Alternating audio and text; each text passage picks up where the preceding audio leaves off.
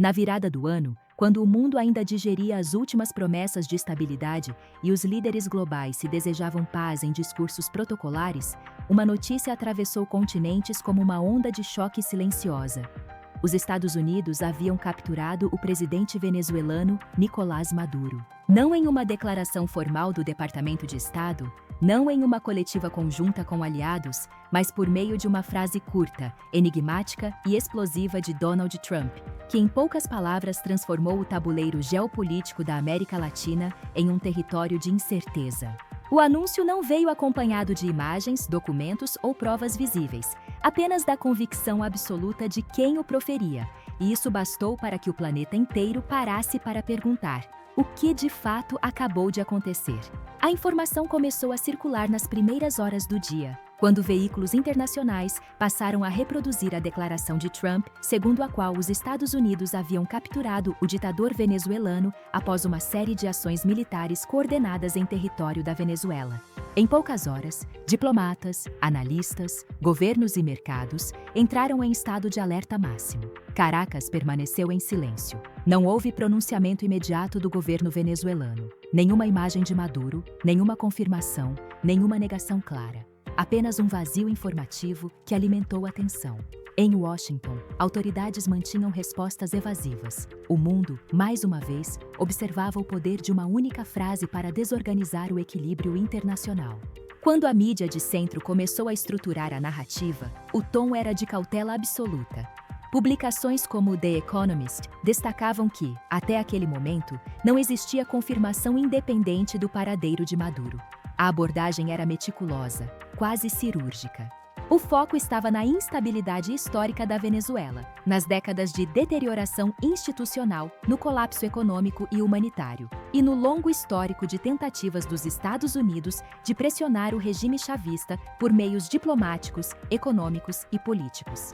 A narrativa central evitava espetacularizar a declaração de Trump e insistia que qualquer movimento dessa magnitude, a captura de um chefe de Estado em exercício, teria consequências jurídicas, diplomáticas e militares de proporções imprevisíveis. Para essa imprensa, o mais importante não era a frase, mas o abismo que ela poderia abrir.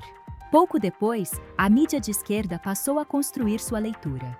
Veículos como o Político apresentaram o episódio como uma escalada perigosa e potencialmente ilegal da política externa americana, colocando Trump no centro da controvérsia.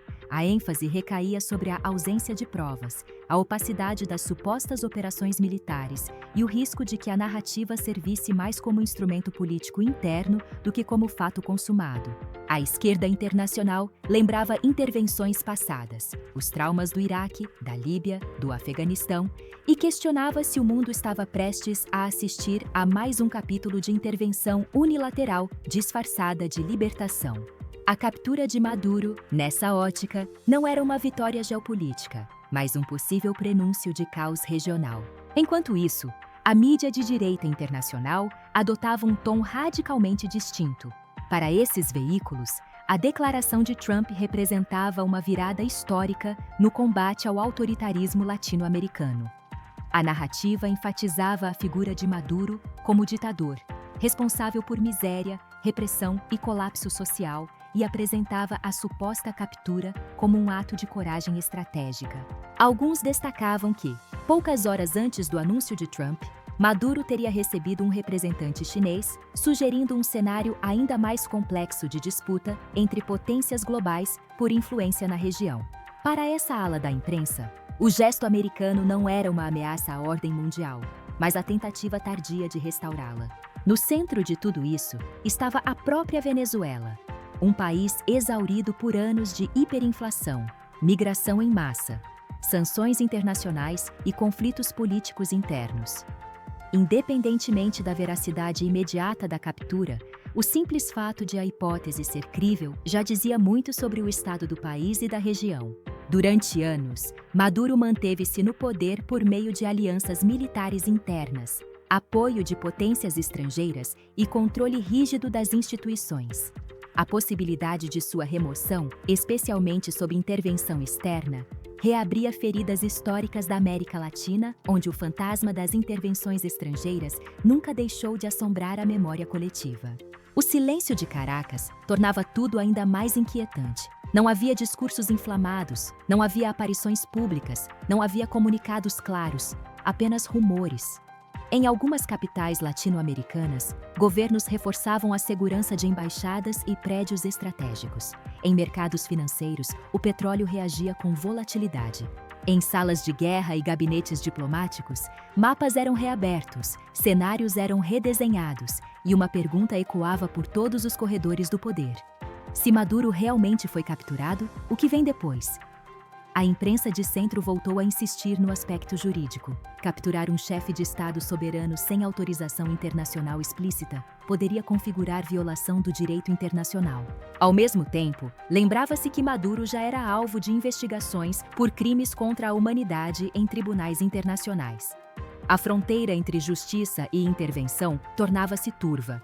A esquerda denunciava o risco de normalizar ações militares fora de qualquer marco multilateral. A direita celebrava a possibilidade de finalmente desmontar uma ditadura sustentada por corrupção e violência.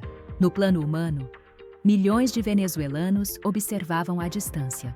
Para alguns, a notícia acendia esperança. Para outros, medo. Esperança de que a queda de Maduro pudesse abrir caminho para a reconstrução. Medo de que o país se tornasse palco de mais um conflito prolongado, com civis presos entre interesses globais que pouco se importam com quem paga o preço. À medida que as horas avançavam, novas camadas de complexidade emergiam. A presença chinesa, a reação silenciosa da Rússia, a cautela da União Europeia, a ansiedade dos países vizinhos. Tudo indicava que, verdadeira ou não, a declaração de Trump já havia produzido um efeito concreto. O mundo entrara em estado de instabilidade estratégica. No final, a questão central talvez não seja apenas se Nicolás Maduro foi capturado.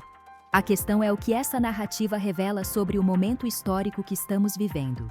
Um tempo em que declarações substituem tratados, em que a comunicação política cria realidades paralelas, e em que a linha entre guerra, diplomacia e espetáculo se torna cada vez mais tênue.